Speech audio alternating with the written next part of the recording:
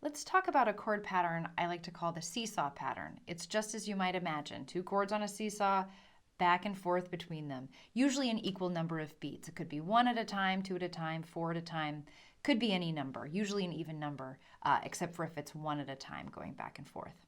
And like the other patterns we've discussed, sometimes this pattern can make up an entire song, just back and forth between these 2 chords, or we often will see it too in a more complex song just as one part of it where they're going back and forth between 2 chords, maybe for one line or one phrase, one verse, one chorus, whatever it happens to be. So look for it in both of those places. As an example, let's take a look at Clementine. This will be an example of where we see it paired with another pattern that we've tried before. The first line of this chorus is going to be a leading pattern actually, and the second line is where we'll see that seesaw pattern come in. This song is in the key of C, so you'll need that C chord and your G7 chord. And each line has kind of 4 big beats to it. Now we're in waltz time, so technically we're counting 1, 2, 3, 1, 2, 3, 1, 2, 3, but we're going to be strumming on those ones, and that's what's going to give us our feel for our big beat. In that first line, we're going to have 3 big beats of C, followed by 1 big beat of G7, like this. 1, 2, 3, 2, 2, 3, 3, switch, G7. That's our first line. The second line is where the seesaw comes in. We stay on G7, strum 1 G7, switch to C, back to G7, and back to C. So again, 4 big beats starting on G7, seesawing back and forth with C. So altogether, the pattern is going to sound like this, starting at the beginning of the chorus here on C. Ready, set, go. 1, 2, 3, 2, 2, 3, 3, switch, 3, 4. Then G7, switch to C, back to G7, back to C. So again, we have that leading pattern at the beginning and then the seesaw pattern towards the end. Let's add some words to it and see how they fit together along with the melody, see what other tools we can make use of here. Starting once again on C. 1, 2, 3, ready, set. Oh, my darling, oh, my darling, oh, my darling, switch, Clementine, stay there. Oh, you are lost and gone forever, dreadful sorry, Clementine. Whew, there's a lot going on there. Let's try it again. 2, 3, ready, set. Oh, my darling, oh, my darling, oh, my darling, Clementine.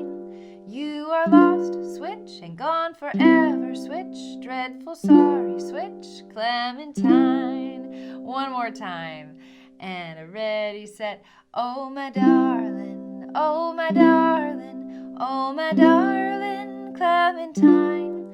You are lost and gone forever, dreadful sorry, Clementine. Whew! There's a lot going on there with a combination of those patterns and those single strums back and forth between C and G7. Let's see if there are some other tools that can help us know when to change the chords and kind of when to strum. In particular, I want to point out the rhythm of this song, because if we took the melody away and just looked at the rhythm and the lyrics, you'll notice there's this common pattern through it.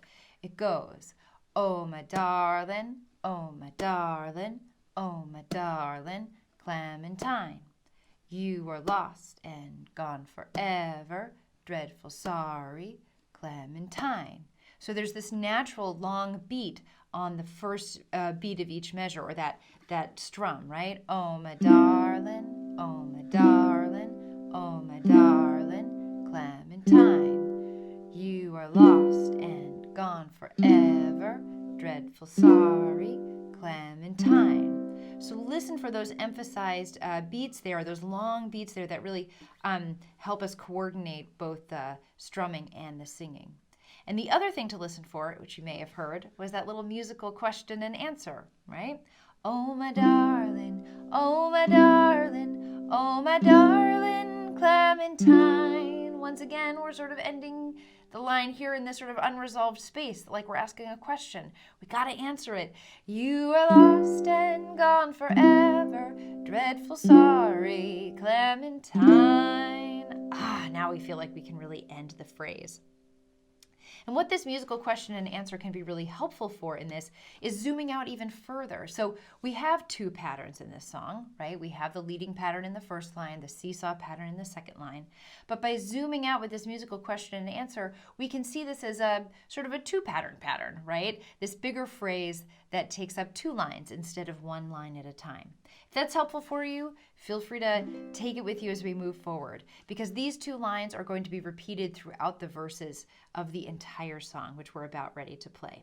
So take a moment and review what you need to remember all the tools we're listening for, right? Leading pattern in the first line, seesaw pattern in the second line. We're thinking about the rhythm and how we're lining up our strumming with those different long beats there, the emphasized lyrics. And we're also listening for that musical question and answer to help us zoom out and hear this as maybe one big 8-beat pattern instead of two 4-beat patterns. Whatever works for you. So take a deep breath. Find your C chord. And let's try Clementine here. Starting on C. 1, 2, 3.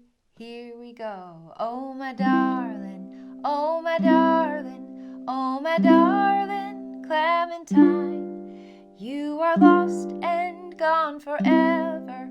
Dreadful sorry Clementine. In a cavern, in a canyon, excavating for a mine, dwelt a miner 49er and his daughter Clementine. Light she was and like a fairy, and her shoes were number 9.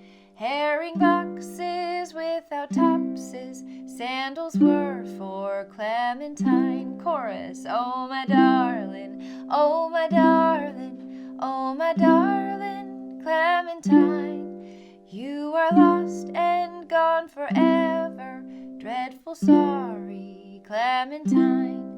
Drove she ducklings to the water every morning just at 9. Hit her foot against a splinter, fell into the foaming brine. Ruby lips above the water, blowing bubbles soft and fine.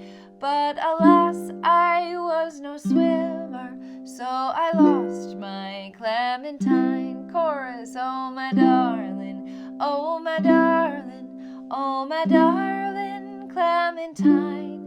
You are lost and gone forever, dreadful sorry Clementine. Yeah, nicely done. Feel free to come back to this anytime. You may find that you want to come back and practice it without the songbook, or you may want to come back and practice thinking more about the musical question and answer rather than thinking about the patterns. Whatever works for you each time, find that sweet spot challenge and enjoy your practice with the video and in between.